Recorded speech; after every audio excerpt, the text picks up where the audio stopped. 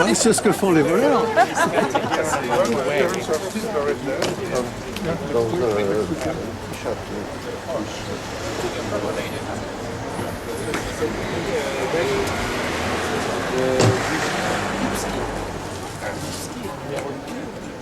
C'est en fait un petit palais urbain, hein, voilà, une demeure de vie. C'est une famille qui n'était pas originaire de la Bourgogne, qui venait donc du centre de la France, qui s'est installée en Bourgogne et qui a donné de grands hommes. On a eu un maréchal de Saut-Avannes, entre autres, et c'était une famille qui était proche de la famille ducale puisqu'ils occupaient des postes importants. Et ça se voit, disons, sur la demeure. Hein. On est sur des bâtiments assez importants.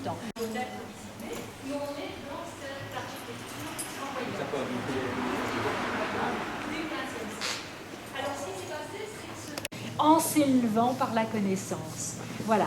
Donc, en fait, on a ici encore cette même l'illustration de cette même démarche initiatique, donc qui nous conduit. Alors, le bouffon qui est installé sur le corbeau. Le corbeau, c'est une pièce du soutènement.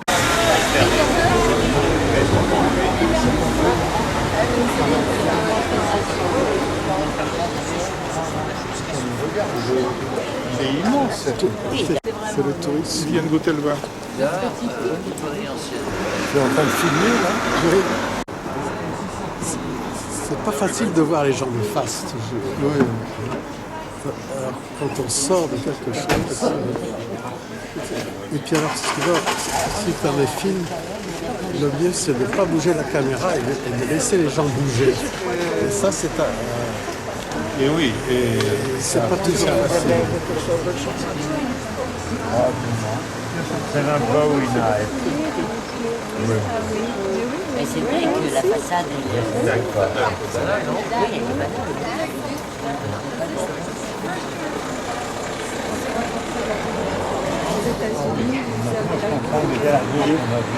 Ça s'appelle le calme. Beaucoup de charme à ces petites prouesses. Donc là encore, la présence du puits, même s'il a été déplacé, il était là. Vous avez une très jolie porte. Alors je ne sais pas si elle est d'origine, vous avez une très belle porte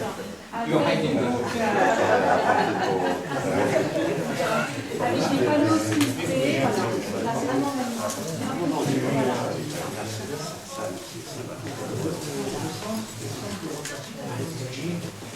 Ils ont commencé à mettre voilà, exactement. Donc on va très bientôt en mettre ici et on va les avoir jusqu'au 1er juillet. Alors, donc, le pont Notre-Dame qui se trouvait donc en avant justement de la rivière, donc il fallait enjamber. Et sous la voûte du Parlement, eh bien, on avait des portes et le soir on fermait justement de façon à protéger tout ce territoire qui était occupé par le Parlement, par l'hôtel ducal, par nous. Et on la voit quand on est à l'hôtel Dieu, dans la salle Saint-Nicolas, et elle ressort après dans les fossés près du parking, parking des cars. On la voit, elle alimente le lavoir également. Voilà. Donc, l'art gothique, oui, va s'attacher à retranscrire les végétaux tels qu'ils sont. Là, c'est une interprétation et c'est plus issu un peu de l'arabesque, des tissus qui sont apportés par les marchands ambulants, etc., qui sont des tissus qui viennent d'Orient. Voilà, donc on a des formes qui sont assez grasses, assez... Aux États-Unis, il n'y a pas la différence entre le négociant et le domaine. Et nous sommes domaine, on a 11 hectares 7 en vigne, que nous travaillons en biodynamie, c'est-à-dire biologique, mais encore plus, si vous voulez. Et, mais nous faisons aussi du négoce. C'est-à-dire qu'on achète des raisins, ou du mou, quelquefois, c'est-à-dire le jus pressé, mais qui n'est pas encore fermenté, et on fait le vin. Voilà. Alors nous faisons les deux ici. Alors pour ceux qui ne connaissent pas un peu le système, et comment ça fonctionne en Bourgogne et à travers la France, et comment ça a fonctionné même à travers l'Europe, c'est qu'il fut un temps, les terres appartenaient au roi et à la grande noblesse. Et petit à petit, on donnait quand on avait fait une bêtise et qu'on voulait pouvoir aller au paradis, on donnait un cadeau à l'église. Et quand le roi donnait des terres à l'église, il ne donnait pas à l'église les terres les plus fertiles. On ne donnait pas des magnifiques terres d'agriculture de la vallée du Rhin. On ne donnait pas les terres de la vallée de la Saône. On donnait les endroits complets, avec la structure, le fruit, la longueur de bouche, les arômes, etc., d'un vin complet, mais il n'est pas aussi grand qu'un grand cru, c'est un premier cru. Et le reste, ce sont des villages. Et les villages ne méritent pas d'être mis en bouteille avec un nom de vigne, et souvent sont bien meilleurs quand on fait un assemblage de parcelles dans le village. Alors, je ne mets pas de nom de vigne sur les étiquettes si ce n'est pas au moins un premier cru. Alors ça vient d'une seule vigne qui s'appelle le Clos Bazin, mais je ne le mettrai pas sur l'étiquette. Par contre, c'est beaucoup plus facile à vendre. Qui était-ce? C'était Henri Jaillet. Henri Jaillet, c'est l'homme, le meilleur vigneron que la Bourgogne ait connu depuis 200 ans. Et il est le seul qui faisait ce vin. Alors, nous irons à la cave après le déjeuner et nous irons voir les bouteilles et les quelques flacons que nous avons. Et tous les vins étaient produits en bas. Jusque dans les années 70 où nous sommes allés à l'extérieur de Beaune. Et en 95, on a construit une nouvelle cuverie sur la route de Savigny qui alors, la maison Jadot, elle a fêté ses 150 ans l'année dernière. 150 ans, 1859, c'est la première fois qu'on a commencé à produire officiellement du vin. Mais bien avant ça, Monsieur Jadot et la famille Jadot, qui est originaire de Belgique au départ, avait commencé à acheter des vignobles, notamment sur Chevalier-Montrachet et Demoiselle en 1784, puis pas mal de gros premiers crus dans les années 1820. Et c'est uniquement en 1859 que la maison Jadot a protégé de cette manière-là. Mais guette, hein, ça vient du verbe guetter, hein, parce que le Clos des Guettes est situé un petit peu en hauteur sur Savigny-les-Beaunes, et on a une très bonne vision sur la vallée de Beaune, et on pouvait voir si l'ennemi arrivait ou pas. Donc on guettait, hein, on guettait absolument ça. Donc le Clos des Guettes existe aussi en vin en rouge. On a une vigne à peu près de 6 hectares là-bas. On produit en blanc basiquement, difficilement 500 caisses par an. Pour une sorte d'hôtel particulier, car on allait accueillir des gens aisés qui allaient faire des dons et qui pensaient gagner des indulgences, réduire leur temps au purgatoire. Et tout au cours des siècles, l'hôpital a reçu des vignes, des fermes, des forêts et est propriétaire d'un important domaine avec plus de 1000 hectares de terrain, des 60 en vignobles de premier cru et grand cru. Dans moins d'un mois, il y aura la vente aux enchères des vins du domaine, sous les halles de l'autre côté de la rue. Et grâce à ce bénéfice, on achètera un nouveau scanner. On en avait déjà un, mais il faut le changer. Et on va agrandir un centre grand et moyen séjour. Et on a restauré l'année dernière ce toit, on a complètement changé les ardoises et on a doré les épis de fêtage à la feuille. Donc ces travaux ont été très coûteux. C'était un toit de Bourgogne? Non, il a toujours été en ardoise celui-là.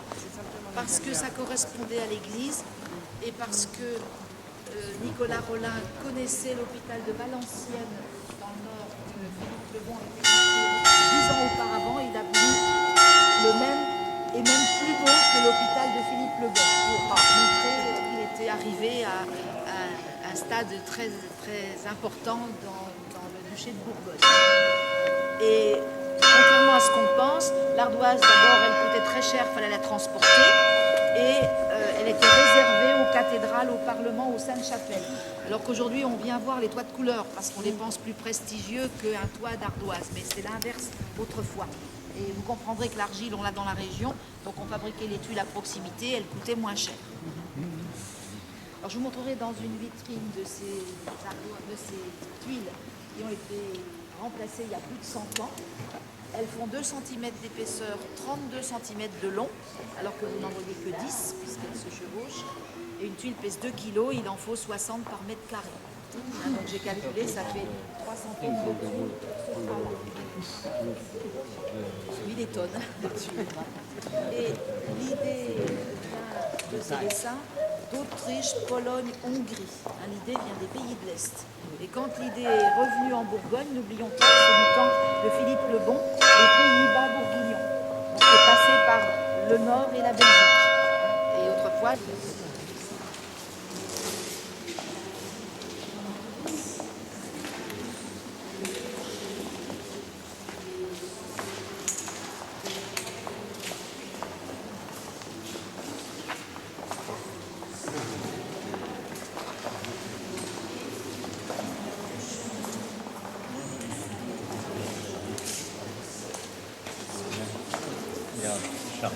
Il avait fait acheter son champ de blé pour donner du pain blanc aux malades et il y avait un four à pain dans les locaux, jardin fruitier, jardin potager. Tout était protégé dans le centre-ville. Donc, en cas de conflit, on avait de la nourriture pour plusieurs semaines. Vous apercevrez le puits dans la cour, puisqu'il fallait que la cuisine soit le plus près du puits possible, avec un escalier dans cette tour, un escalier à vis pour pouvoir monter les repas à l'étage, puisque vous aviez des chambres aussi pour les riches à l'étage. Et si vous arrivez à tout centrer, vous verrez bien le tourne-roche.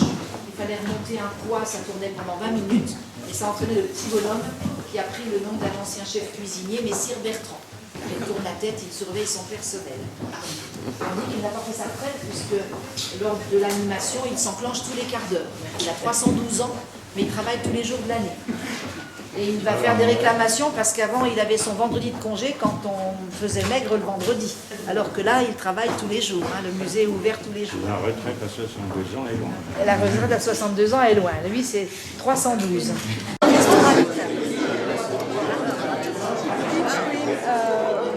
Crément de Bourgogne, crème de pêche. Et au fond, vous avez un petit sucre avec du liqueur en gras. Pita, c'est une liqueur un peu amère.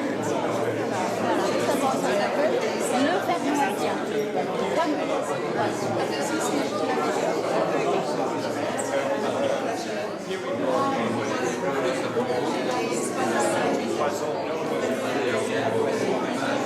Merci surtout d'être venu, parce que dans les temps qui courent, ce n'est pas une sinécure. Ah bah C'est oui. pas aussi facile. On prend des risques, Donc félicitations à ceux qui sont arrivés. qui prennent des risques. Félicitations, et nous sommes ici réunis ce soir pour un nouveau chapitre dans notre saga bourguignonne. Comme vous avez pu le constater, c'est très difficile, c'est dur, mais avec un peu de courage, je pense que nous devrions surmonter cette nouvelle étape ce soir. Il nous en attend une autre demain. Voilà, avec l'entraînement, les difficultés de transport. Pour d'autres raisons aussi, certains malheureusement nous ont quittés, parmi nos amis de toujours. L'année dernière, vous vous souvenez du départ de notre président fondateur, Bernard Châtenay, que nous regrettons bien évidemment, car c'était un des fidèles de nos retrouvailles périodiques pendant les voyages. Il était extrêmement fidèle à toutes nos réunions. Donc une pensée un peu particulière pour notre ancien président fondateur, Bernard Châtenay. Mais c'était 2 jours avant notre voyage. Donc beaucoup qui n'ont pas pu être ici, absence également de quelques nouveaux qui auraient préféré être ici plutôt que là où ils sont actuellement, mais une fois de plus, n'ont pas réussi à se joindre. Alors félicitations pour les présidents, parce que si nous avions dû compter exclusivement sur mes compatriotes, nous aurions été peu nombreux. Et je tiens à remercier tous ceux de nos amis étrangers, fidèles à notre chapitre, qui sont avec nous ici. Nos amis allemands, bien évidemment, Dieter et Ella, Dieter qui vient de quitter ses fonctions de président du chapitre allemand, et remplacer son successeur et un vieil ami que tout le monde connaît ici, qui est Franz Kaps. Mais nous sommes toujours absolument ravis d'avoir avec nous Dieter et Ella. Rainer Steckhahn, bien évidemment, qui est également avec nous. C'est un privilège. Il n'y a pas que des grands crus, il n'y a pas que des clos-bougeaux. Il y a tous les vins de Bourgogne. Chablis, Côte-Nuit, Côte-de-Beaune, Haute-Côte-Nuit, Haute-Côte-de-Beaune, Côte-Chalonnaise. Ça dépend ce qu'on mange, et là, on choisit toujours les vins qui vont avec. Il y a combien de vins par dîner? Alors, il y a en principe, un chapitre, c'est un repas à 7 à 8 plats. Pardon? Aujourd'hui, la police peut être à la sortie. Bien sûr, tout à fait. Non, mais tout à fait, c'est aussi cette raison-là, et c'était pas juste, pas pour aujourd'hui, déjà il y a 30 ans, c'était la même. Bon, c'était un peu moins sévère, voilà, mais ça existait aussi, ça, tout à fait. Il n'y a pas de... Et qu'est-ce qui vient à ces chapitres? Alors, pour venir faire un dîner comme ça, si vous voulez venir, si vous n'êtes pas membre, il vous faut une invitation d'un membre, hein, c'est une invitation. Et si vous voulez devenir membre, il vous faut des parrains. Donc il vous faut 2 personnes déjà.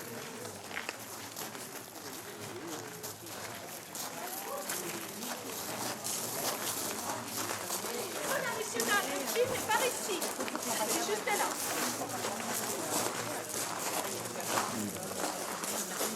S'emboîtent dans les entrailles. Les jambes de force et contre-fiches soulagent les arbalétriers. L'ensemble formant les fermes, qui supportent les pannes, elles-mêmes reçoivent les chevrons et le latis que recouvrent les tuiles plates. D'autres assemblages transversaux en croix de Saint-André et contre-fiches empêchent les fermes de se déverser sous la pression du vent. Cette superbe charpente daterait du XIVe siècle et aurait remplacé, à l'apparition de la tuile en Bourgogne, une charpente en lave du XIIe siècle, moins pentue, dont on devine l'assise supérieure derrière vous, sur le pignon nord.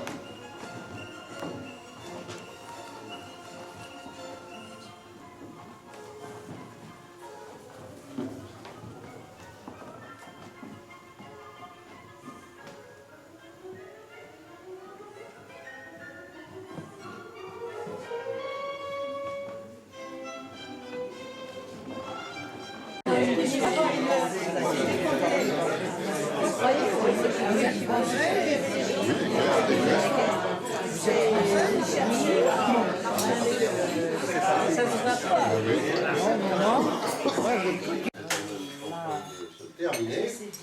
Une fois de plus, merci à tous pour avoir accompagné, avoir suivi, avoir précédé dans certains cas. Être arrivé malgré les trains et les... Nous n'avons même pas perdu Bernard de Thau. Pas encore, pas encore. Pas encore. Pas trop tard. Je précise que le bus part à 2h30, donc vous avez encore un quart d'heure pour vous perdre. Il vous attendra, mais je lui dis 2h30. Donc, le domaine administratif et pratique, je me tourne vers Isabelle pour savoir aucune annonce, tout a été payé, tout est gratuit, c'est formidable. Vous risquez de recevoir prochainement une facture. Peut-être légèrement douloureux, mais enfin il faut rien sans rien. En tout cas, ça a été pour Isabelle et pour moi un vrai plaisir de vous retrouver. Nous avions espéré être un petit peu plus nombreux. Nous le serons la prochaine fois, je n'en doute pas. Merci de votre fidélité et de votre participation. Et bon retour à chacun, quelles que soient les directions vers lesquelles vous allez.